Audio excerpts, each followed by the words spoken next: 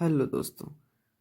तो फिर से आपके सामने मैं मौजूद हूँ और एक नए चैप्टर के साथ एनर्जी कंजर्वेशन का जो दूसरा नया चैप्टर है वह है ऊर्जा संरक्षण तथा ऊर्जा संरक्षण अधिनियम।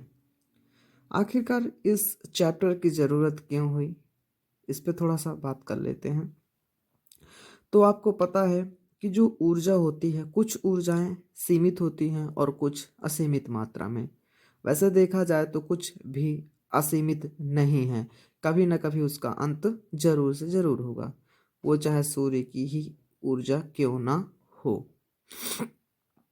फिलहाल अभी तो नहीं, पर कई हजार करोड़ वर्ष बाद तो उसका भी क्षरण होगा। तो इस चैप्टर की ज़रूरत इसलिए पड़ी ताकि ऊर्जा को हम संरक्षण कर सकें, ताकि हमारे आने वाली जो नई पीढ़ी है उसके लिए कुछ बचा के रखें। उसके लिए कुछ एक्ट बनाए गए हैं, कुछ भारत सरकार द्वारा तो कुछ विश्व के कई देशों ने मिलकर कुछ नियमों का प्रतिपादन किया है। तो आते हैं ऊर्जा प्रबंधन एवं लक्ष्य। ऊर्जा प्रबंधन एवं लक्ष्य, एनर्जी मैनेजमेंट एंड ऑब्जेक्टिव्स। ऊर्जा प्रबंध का अर्थ अधिकतम फायदे के लिए ऊर्जा का प्रभावी ढंग से उपयोग करना। कारोबार, संगठनों और घरों में ऊर्जा की बचत से संबंधित यह शब्द प्रयोग में आता है। इसका अर्थ बेकार वस्तु को अलग कर ऊर्जा का श्रेष्ठ विधि से उपयोग करना है। इसका मतलब पूरा मतलब यही है कि हम ऊर्जा का प्रबंध अर्थात उसको संरक्षण करने का प्रबंध कैसे कर सकते हैं, यानी उसको बाद के लिए कैसे बचा सकते हैं जिसमें न्यूनतम हानि हो। उदाहरण के लिए एक बूंद प्रति सेकंड की दर से तेल रिसाव का मतलब 2000 लीटर प्रति वर्ष की हानि है, जिसकी कीमत 10,000 रुपये आती है। आधुनिक कृत्रिम चपटी वेल्ट को परंपरागत वी वेल्ट के बदलने उपयोग करने पर 5 से 10% ऊर्जा की बचत होती है। अब आपको लग रहा होगा कि मैं इसे पढ़ता ही बस हूँ, क्योंकि ये चैप्टर जो है या कह सकते हैं ये जो विषय है यह पूरा थ्योरेटिकल पर है। कुछ भी इसमें टेक्निकल नहीं है या कुछ भी समझाने वाली बात नहीं है। जितना ज़्यादा आप इसके बारे में जानेंगे उतना ज़्यादा से ज़्यादा लिख पाएंगे।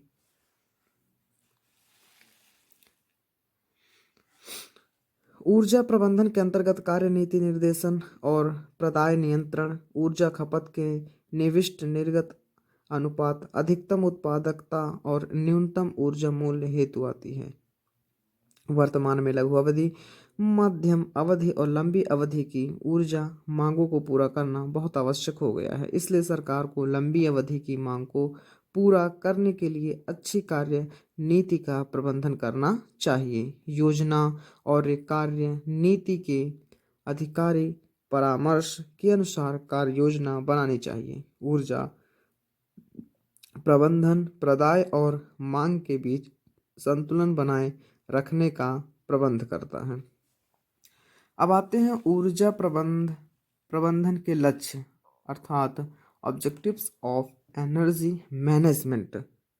ऊर्जा को प्रबंध करने के लिए उसके लक्ष्य कौन कौन से निर्धारित किए गए हैं। जैसे हम कोई काम करते हैं तो एक लक्ष्य निर्धारित कर लेते हैं, उसी प्रकार ऊर्जा प्रबंधन के जो लक्ष्य हैं कुछ इस प्रकार से हैं। पहला है उसमें उत्पादन और गुणवत्ता को प्रभावित करे बिना, यानी जो हम उत्पादन कर रहे हैं और उसकी जो गुणवत्ता है, उसकी जो क्वालिटी है, उस पे हमारा कोई भी प्रभाव नहीं पड़ना चाहिए।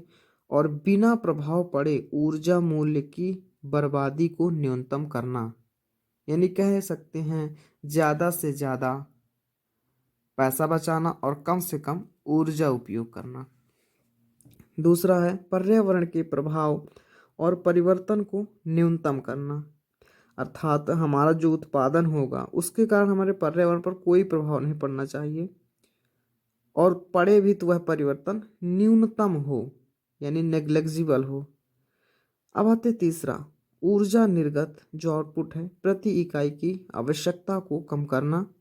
चौथा, सभी विधियों संगठनों में कठिनाई से प्राप्त होने वाली ऊर्जा का यथासंभव सर्वोत्तम उपयोग करना। जैसे हमारा है डीजल है, पेट्रोल है, बड़ी कठिनाइयों से प्राप्त होने वाली ऊर्जा है, उसको हमें यथासंभव सर्वोत्तम उपयोग कर रहे हैं, लेकिन उसका धीरे धीरे समापन हो रहा है।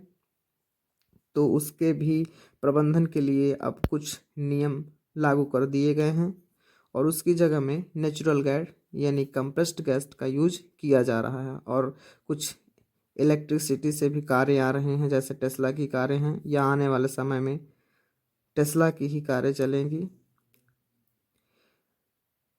मांग की आवश्यकता अनुसार लघु, मध्यम और लंबी अवधि की योजना को स्थापित करना। अब आते हैं ऊर्जा नीति एवं उद्देश्य। ऊर्जा नीति सफल ऊर्जा प्रबंधन को आधार प्रदान करती है। यह एक व्यापारिक प्रतिष्ठानों के लक्ष्यों का कथन होती है।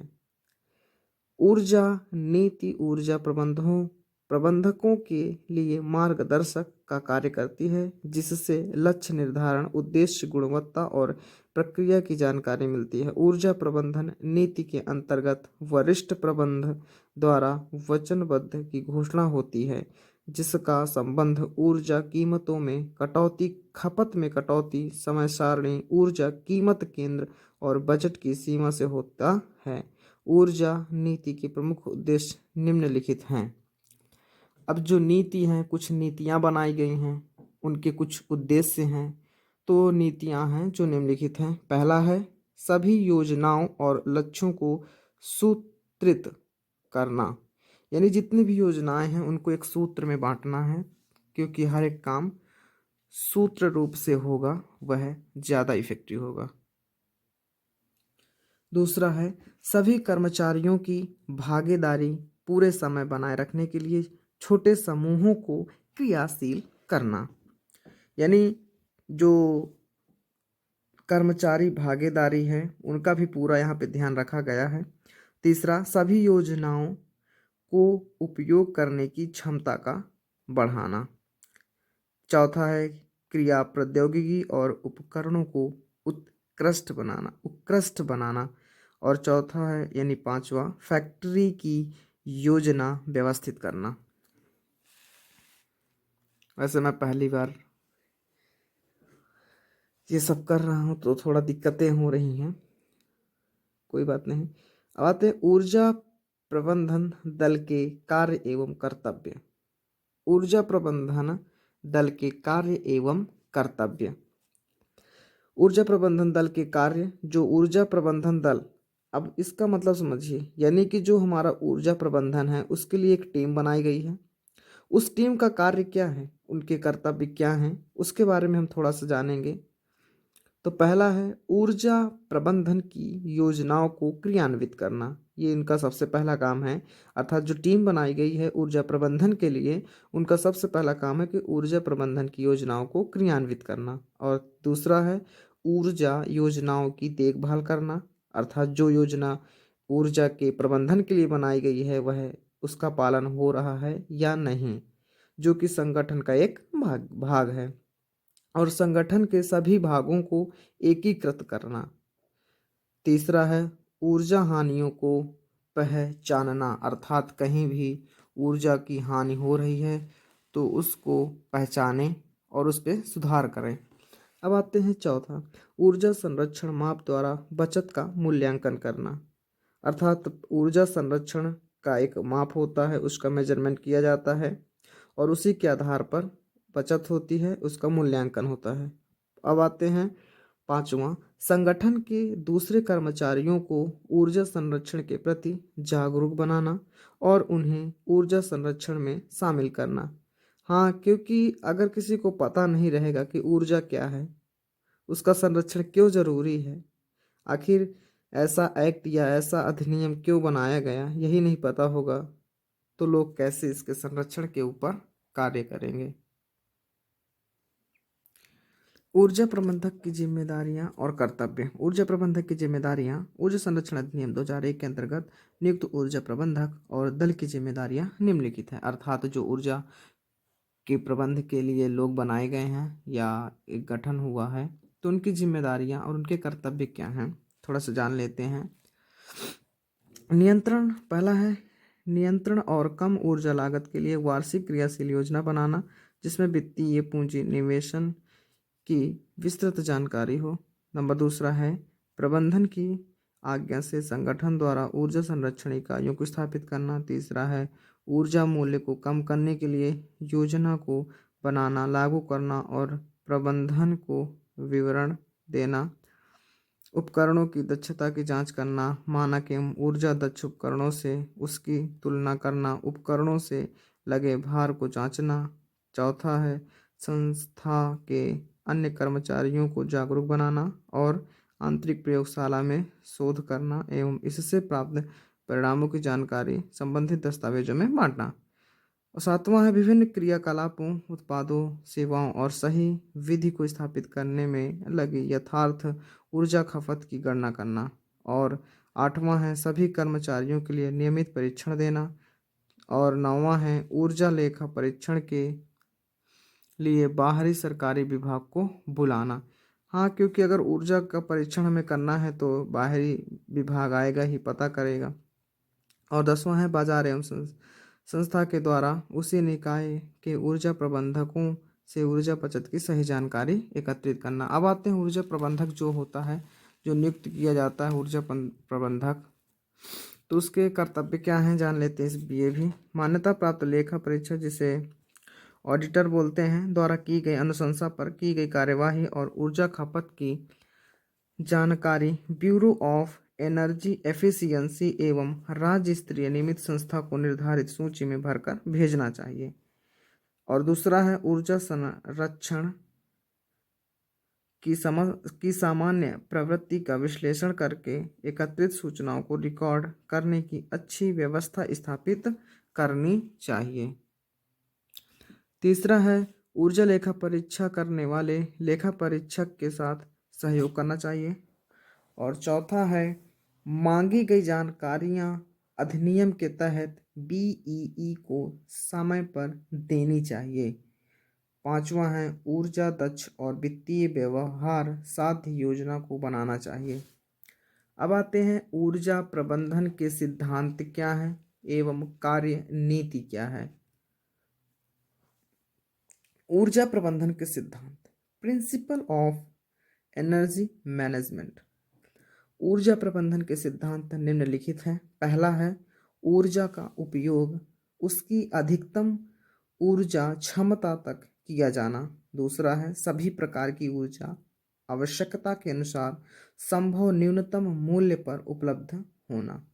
तीसरा है अपशिष्ट ऊष्मा पुनः प्राप्ति द्वारा ऊर्जा का पुनः चक्रण और पुनः प्राप्ति करना। चौथा है अधिकतम उचित प्रौद्योगिकी का उपयोग करना। और पांचवा है हानियों को कम करना।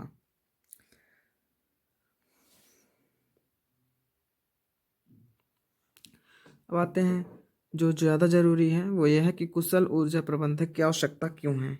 भाई क्यों है ज़रूरी मैनेजर की, जो गुड एनर्जी मैनेजर है उसकी ज़रूरत क्यों है। कुशल प्रबंधक वह होता है जो जागरूकता की ओर ले जाए। सबसे अच्छा तरीका यही होता है कि लोगों को जागरूक करें, सभी स्तर के लोगों को प्रोत्साहित करें, ढांचे और प्रक्रिया को बदलें, ऊर्जा खपत के निर्धारित लक्ष्यों का रिकॉर्ड रखें तथा संगठन और मानव दोनों में ही परिवर्तन करने की कोशिश करें। उदाहरण के लिए कुशल प्रबंधक फैक्ट्री में जागरूकता अधिनियम चलाए, जिसमें रोशनी, पंखे और वातानुकूल के स्विच बंद करने से ऊर्जा की बचत का ज्ञान हो। अब आते हैं जो सबसे ज़्यादा पेपर में पूछा जाता है और ज़रूरी भी है हमें भी जानना, ऊर्जा संरक्षण, एनर्जी कंजर्वेशन। ठीक है, ये चैप्टर भी है एनर्जी कंजर्वेशन। तो आर्थिक विकास, कौन सा विकास, आर्थिक विकास। आर्थिक विकास की मूलभूत आवश्यकताओं में से एक ऊर्जा है। जैसा कि मैंने अपने पुरानी वीडियो में बता चुका हूँ कि ऊर्जा और मानव का क्या संबंध है, एक अटूट संबंध है जो शायद कभी नहीं टूटेगा। समाज के प्रत्येक क्षेत्र जैसे कृषि उद्योग, परिवहन, व्यापार या घर, सभी जगह ऊर्जा की आवश्यकता होती है। पिछले वर्षों में जैसे जैसे देश की प्रगति हुई है, इन क्षेत्रों में ऊर्जा की आवश्यकता बढ़ी है। ऊर्जा की बढ़ती हुई खपत की जीवाश्म ईंधनों जैसे कोयला, पेट्रोलियम और प्राकृतिक गैस पर निर्भरता बढ़ती है, जिनसे बिजली की आपूर्ति होती है। आज पर्यावरण की प्रदूषण और स्वास्थ्य की समस्याओं के कारण इन जीवाश्म ईंधनों की अपेक्षा स्वच्छ ऊर्जा के वैकल्पिक स्रोतों के विकास एवं उपयोगिता की जरूरत बढ़ी है। जीवाश्म ईंधनों की बढ़ती कीमतों और भविष्य में इनकी कमी के गंभीर संकट से ऊर्जा विकास के एक स्थायी मार्ग के सृजन की आवश्यकता महसूस की गई है। इसके लिए दो सर्वोत्तम मार्ग, पहला ऊर्जा संरक्षण को प्रोत्साहन देना और दूसरा है पर्यावरण के अनुकूल ऊर्जा स्रोतों का इस्तेमाल करना। देश में ऊर्जा की मांग और आपूर्ति के बीच अंतराल को कम करने की सबसे अधिक लागत प्रभावी विधि ऊर्जा दक्षता को प्रोत्साहन देना तथा इसका संरक्षण करना है। ऊर्जा संरक्षण कम खपत के जरिए उपयोग की जा रही ऊर्जा को कम खर्च करने अथवा प्रकाश बल्ब या वातानुकूल विद्युत दक्ष युक्तियों का उपयोग करने के माध्यम से किया जा सकता है। यह अनुमान लगाया गया है कि लगभग 25,000 मेगावाट क्षमता विद्युत क्षेत्र में केवल ऊर्जा दक्षता के माध्यम से उत्पन्न की जा सकती है, जिसमें अधिकतम क्षमता कृषि और औद्योगिक क्षेत्र में देखी जा सकती है। ऊर्जा संरक्षण पर विचार करते हुए भारत सरकार ने ऊर्जा संरक्षण अधिनियम 2001, इसको आप याद रखिएगा, को प्रस्तावित किया। इस अधिनियम में कानूनी रूपरेखा, संस्थागत व्यवस्था और केंद्र तथा राज्य स्तर पर विनियामक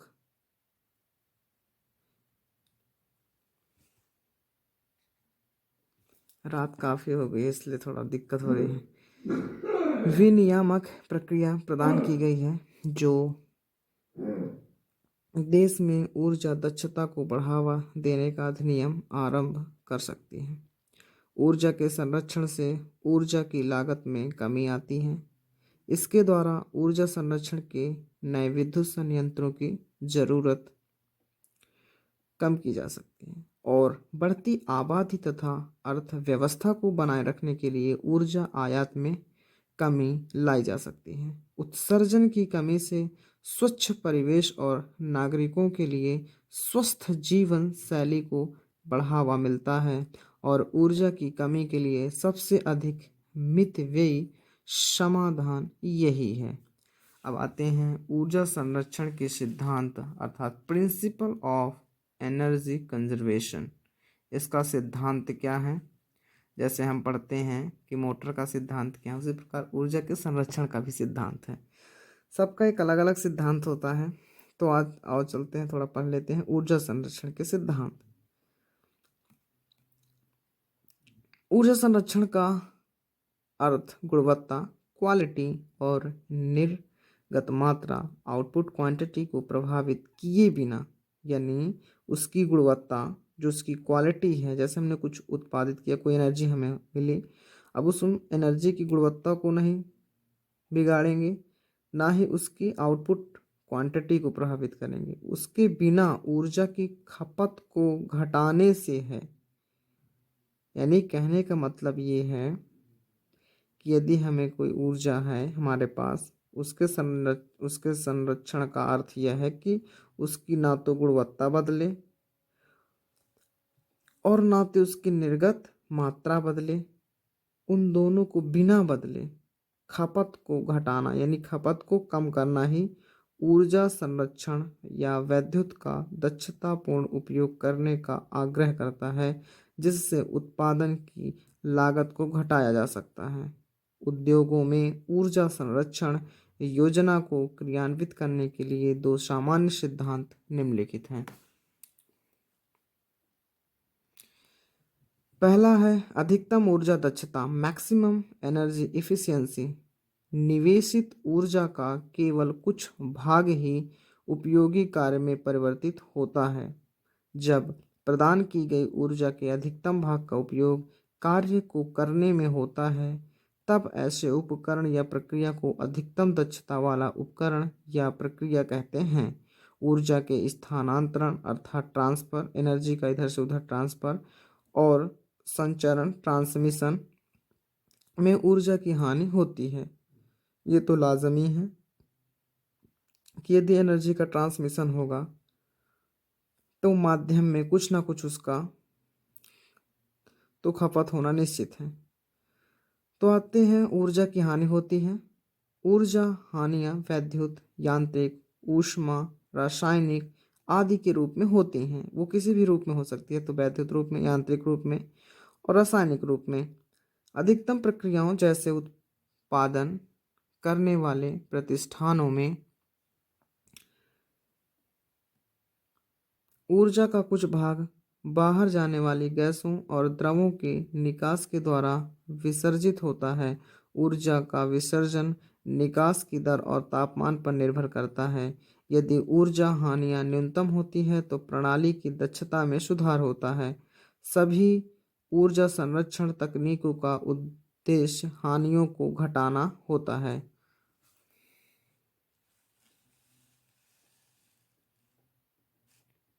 अब आते हैं दूसरा तरीका। दूसरा ये है कि अधिकतम लागत प्रभाव उत्पादकता। अब आते हैं ऊर्जा संरक्षण उपयोगों को क्रियाशील करने के लिए अतिरिक्त निवेश की आवश्यकता होती है। जैसे ही ऊर्जा संरक्षण का स्तर बढ़ता है वैसे ही अतिरिक्त निवेश और बढ़ जाता है एवं ईंधन की लागत घट जाती है। ग्राफ इस तरह से दिखाया गया है।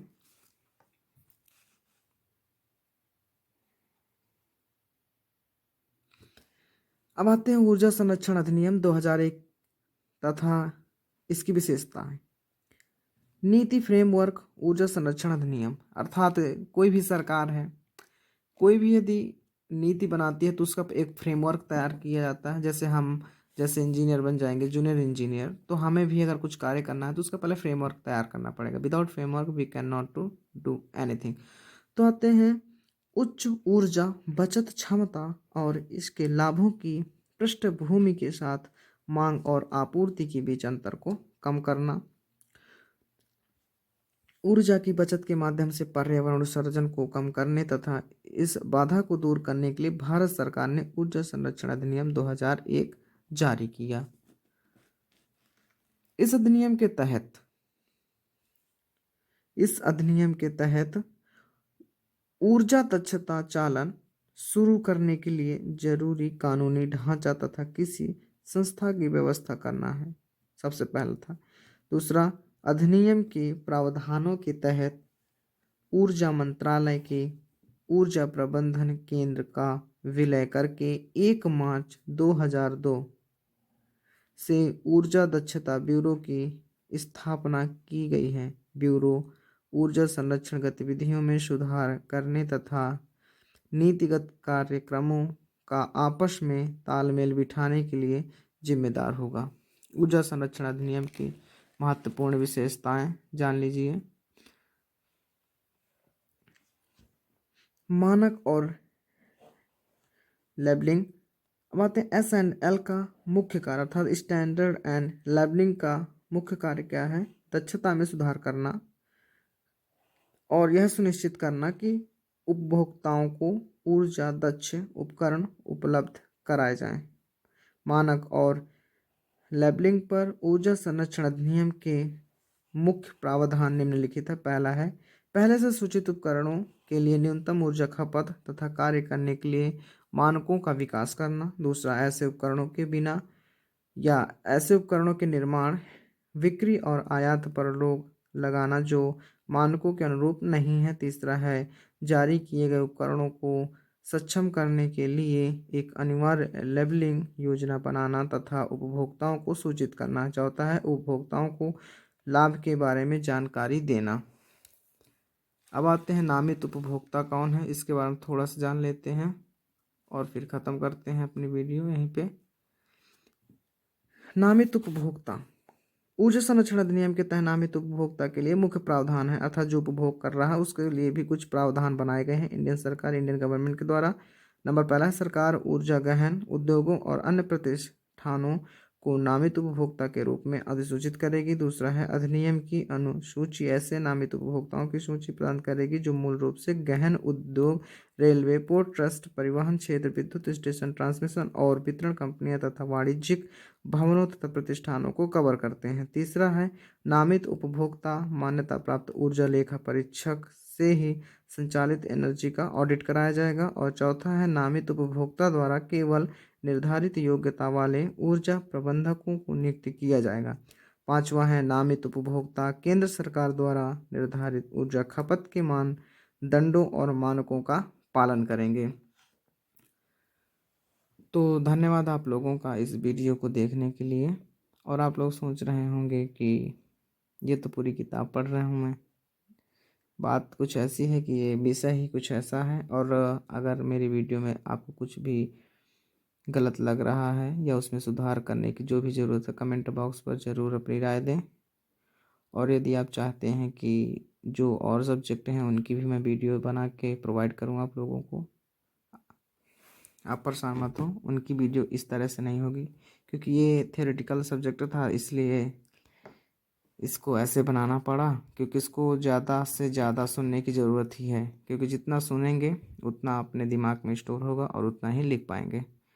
तो बाय बाय, टाटा। और हाँ, सब्सक्राइब माय चैनल।